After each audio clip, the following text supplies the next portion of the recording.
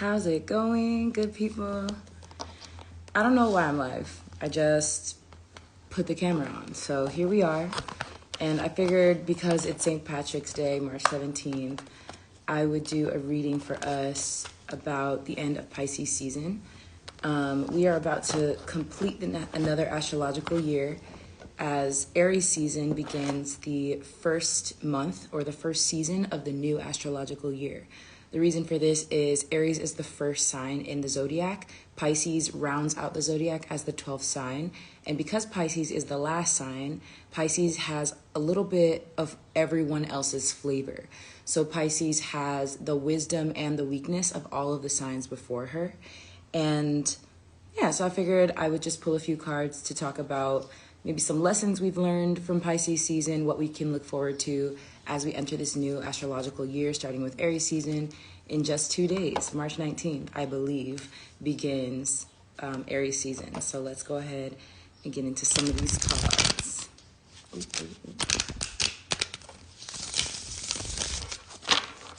Today I'm reading with the Tarot of the Orishas deck.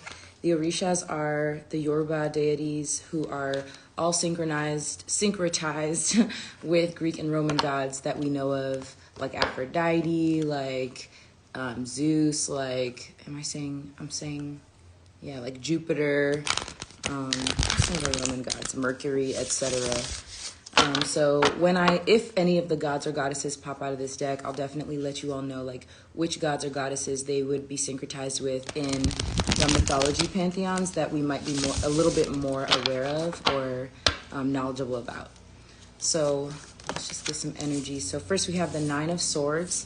It comes out, my deck is in Spanish, so it's Nine of Air in this deck, but the Nine of Swords is popping out. So maybe a little bit of, okay, so kind of the energy that I'm getting from this card is we have all faced some fears during Pisces season. We've all been given opportunities and options to bring stressful cycles to a close, or at least to identify like where we feel stressed, or what kinds of habits, actions, connections, relationships we have that tend to bring more stress into our lives rather than peace. So that's the initial energy that I'm getting from this card. What else about Pisces season? I think we're also starting to see though, like I think we're starting to realize that, like if I don't want to be stressed, if I want my nervous system to be calm, the rest of the stressful world is not going to stop for me. But I can take a moment and actually focus on what is beautiful and calming and peaceful around me when there is chaos happening. So if you can't tell on this card, these sticks down here, these represent the swords, the 9 swords, which are actually guns on this card. So there's 9 guns pointed at this bird, and it looks like this bird is about to fly into the tree to maybe get like food or perhaps go back to its nest. But now it's realizing, this place isn't safe for me now. This area that used to be a place of comfort, a place of refuge, a place of, healing, recovery, respite, this actually isn't safe for me anymore, which if you've been aware of like what's happening on the global scale in terms of Europe, I'm not really going to get into it, in terms of Africa, in terms of just like political under brewing things or very like overt, very loudly brewing things on the global scale. This card actually really does kind of communicate that energy of just feeling like shit is not how it used to be and things are not as sweet as maybe they felt in the past. So I'm also getting a little bit of nostalgia on this card, but it's more of an energy of Aquarius, which is an air sign, which is also related to swords. So it's more of a like innovative energy. I have to get creative with the way that I change my behavior, with the way that I am a revolutionary. I have to get creative and innovative with the way that I approach challenges. So it's like creative problem solving is the energy that I'm getting off of this card. If things are not the same as they once were, what do we do to create new spaces, new safe spaces, new safe and healthy habits and behaviors to proceed into the future? Okay. So as Aries season picks up, I feel that we're also going to be presented with new opportunities to apply the ways that the new approaches that we've developed over time with the wisdom that we've been able to gain during Pisces season and apply it when we move into the new astrological year. Because 2020, 2024, with starting with the spring is not going to be, I mean, Aries is the sign of conflict, is the sign of war, is a sign of like, you know, diving in head first really impulsively and not really taking the time to like think things through. So perhaps thinking things through, slowing down, taking things one day at a time, like I said in the last reading, which is almost an hour long. Perhaps these are qualities, traits, habits, and behaviors that we want to lean into more. Let's get a little bit more energy for the end of Pisces season, moving into Aries season. What more can we know? All right. Okay, so we got our first Orisha. His name is Ogun, and he's actually syncretized with Mars, Aries. Mars would be his Roman name. Aries would be his Greek name, the god of war, the god of sex, aggression, the god of like, you know, honesty, like just going after what you believe in, whether you know, it's literally like get to it or die trying. That is Aries, Mars, Ogun energy. The thing about Ogun that I'm aware of in Yoruba lore is Ogun is not just the god of war. So yes, he slays beasts. You can see that there's like a beast behind him, and he has his arrows pointing, his sword's arrows pointing down toward this beast. He has the courage to face his fears, and he has the gentleness to nurture the forest and to not spill. So the way that I like to think about Ogun, Mars, Aries energy is, yes, I do know how to spill blood. I know how to fight. You could catch these hands if you want, but I fight the good fight. I don't spill too much blood that it soaks the earth to the point where new life can't grow. I don't fight against beasts that are not worthy of my energy. So if I only fight things my size, this beast is much bigger than Ogun's body, but he is God body. So he's like a descendant of God. That's what makes him kind of like a minor god in the Yoruba pantheon. And depending on your belief system, you may also believe that you are a direct descendant of God, because if you believe that God created all, perhaps that is something that resonates with you in terms of the way that you think of yourself. So I think that this card came out to really remind us that like, the universe, God, is never going to give us anything that we can't handle. And I believe that this card is really coming out to remind us that Aries season, Ogun season, we're right on the heels of Ogun season. And Aries season is going to put to the test, like, you faced issues and situations that have stressed you out, that have brought you to your wit's end. But do you have the courage? Do you have the emotional intelligence? And I'm pointing to his loincloth because it's blue, and blue represents your spirit, your emotions, the water within you, the way that you're able to be flexible and adaptable when you meet challenges. How do you have the courage to soften when you face difficult things? When people come at you very loud, do you have the courage to either face them or to back down? Because backing off and forgiving and allowing things to just pass is also very courageous, very strong. It's also a really great way to show the warrior within you compassion and love and like, I'm trying to think of the word, like, help me with my word, Spirit. Recognition. Thank you, Spirit. Wow, I love my team. I love them. And my team I think of my team as like the angels, the ancestors, the uplifted guides who exist on earth and in the spirit realm, who help me interpret these cards. Really, all I'm doing is pulling cards and telling you what the picture shows, but I'm also using my intuition to kind of put the story together. Okay, so let's move into this next card that popped out with Ogun, a major arcana card. This says La Aldea, which means the village, but it's also in the Rider-Waite Tarot, it is the Tower card. So as you can see, this village is undergoing like major chaos. People's houses are on fire. There's people like on the ground laid out. They're hurt. They're in pain. I'm just going to cover up the nudity on this card because I'm not really sure what Instagram's community guidelines are giving. I know that YouTube can be really strict. But the tower has fallen because the tower, meaning the community the community slash foundation that was already built has been struck down by lightning. And lightning represents truth. Lightning is associated with Zeus or Jupiter energy. And in the Yoruba pantheon, it's related to Shango. And Shango was actually at the bottom of the deck, but now we have the sun at the bottom of the deck. So collectively, we've all understood some sort of truth.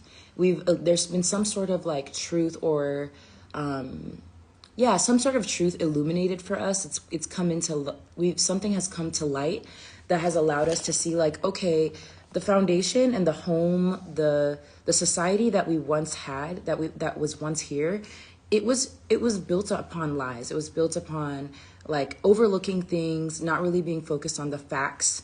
And that lightning bolt of truth has come down to strike down whatever has been built on a faulty foundation.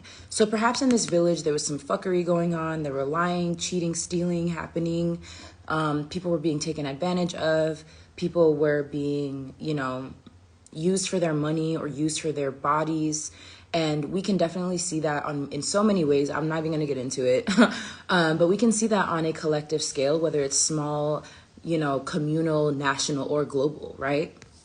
And so I think that as we move into Aries season, we're going to be put to the test in terms of like, are you courageous enough to stand against these beasts or these structures, these systems that make you feel like you are not strong, like you're not worthy, like you can't speak up for yourself, like you can't be honest about what the fuck is going on. And I believe that this is a point of stress for us, but when we can focus our mental energy, when we can focus the way that we communicate and really collaboratively problem solve in ways that we haven't tried before, or if we can go back to things that we have tried in the past that have worked, for example, bus boycotts, for example, protesting, like regular street protests, perhaps with a new modernized twist, a new creative, innovative way of approaching our challenges and obstacles, this is going to actually bring happiness back into the collective energy. We also have, we have the 10 of Pentacles behind the sun at the bottom of the deck. So we are starting to see where our collective wealth has actually been hidden from us or has actually been being taken advantage of in ways that we didn't give permission. But we're also seeing our power. We're also seeing the wealth that we haven't tapped into. Perhaps we are starting to inherit gifts that we haven't realized or haven't been able to apply in the past. So I really appreciate that Aries season is going to be giving us an opportunity to really step up to the plate and prove who we say we are. A lot of Aries or Ogun energy is like, are you who you say you are? Are you really who you say you are? Like, you say that you're a soldier, you say you're a boss, you say you are you're a carefree girly, you say you're sensitive, you say you have empathy, you say you care, you say that people don't deserve to die unnaturally, people don't deserve to be robbed by their governments, etc. I'm gonna leave it right there.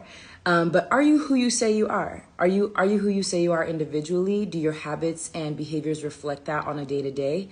And are we who we say we are as collective? Do we really care about each other?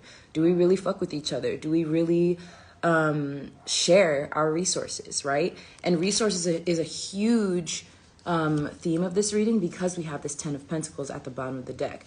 Bags and bags and bags of healthy food that grew out of the ground. Do we nurture and harvest the things that are important to us? Or do we plant seeds and let them go to waste? Do we let our gifts and our talents rot on the vine? So I'm just going to go ahead and get one card, again, from this lovely Comparison Kill the Creative deck, which I absolutely adore. It's definitely been one of my favorite tools to use as of late. And it's brand new. They're also selling it on their website, so go to their Instagram if you're interested in getting your deck. And these two cards I've pulled are some advice for us. I love it. I love it. So our advice as we move into Aries season is, the first card is rushed and the second card is no need to seek.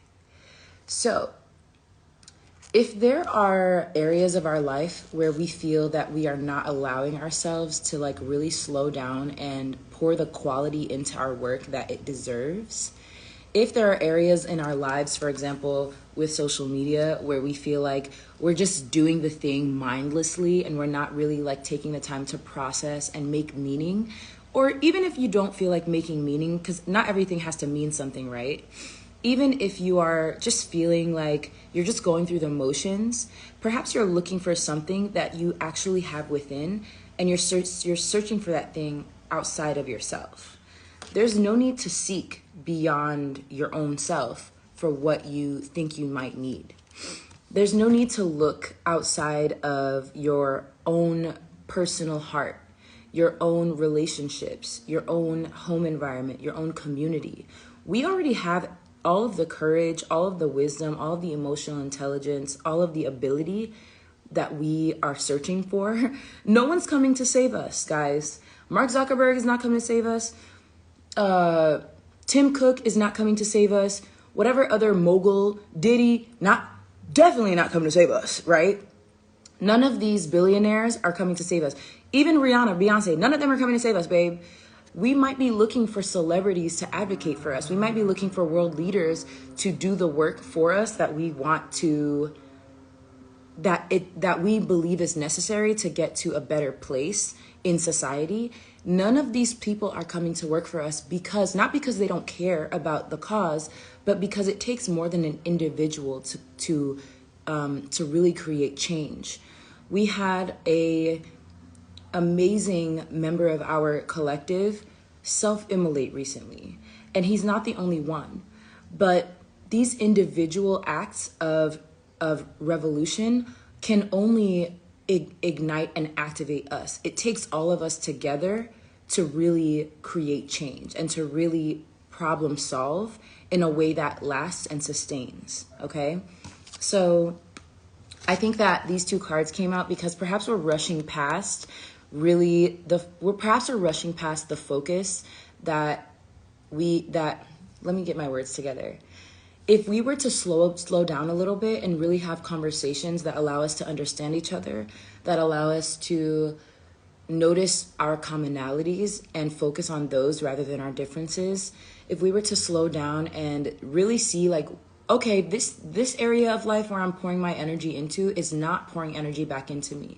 I'm going to reel it in and pour my energy into this aspect of life that does nourish me and does nurture me and does reward me when I remain consistent and committed to it. This reading is also really, it's very reminiscent of the reading that I did before, the 57-minute one. So if it's resonating with you, I highly recommend to go into my reels and watch that reading as well. I believe it's called Commitment and Consistency, actually. But yeah, we can slow down, and when we slow down, we'll realize that there is no reason to try and find inspiration elsewhere because it's all within us. So I wish you guys an absolutely wonderful end of Pisces season. Happy birthday to all my fellow Pisces, and happy early birthday to all my lovely, lovely Aries. I love you all. I have Venus in Aries, so I really, really love me some Aries. And I'll talk to you guys very soon.